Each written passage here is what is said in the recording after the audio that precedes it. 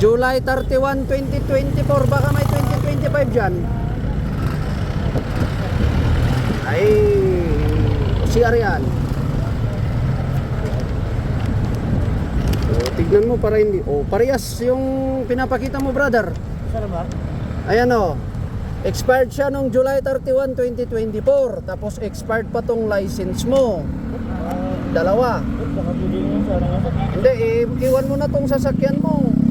Inform na namin kasi expired eh. Expired yung deal mo, expired pa yung lisensya mo. Ay yung ORCR natin, registration.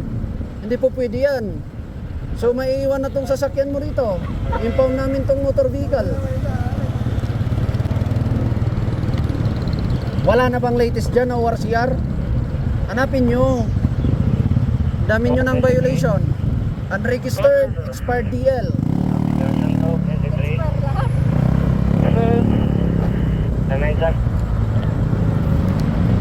Check nyo rin kasi, bakit kasi nagda-drive kayo na ganyan?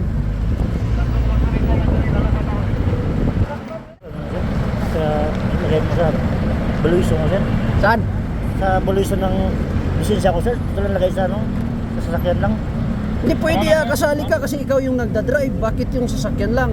Yung sasakyan, ang violation niya, unregistered, expired yung OR mo. Ikaw, expired yung lisensya mo. Dalawa kayo, truck ban. O di tatlo na. Kaya kunin namin yung sasakyan mo, Sara. Maiwan dito sa Baguio. Inbound natin kasi expired lahat eh.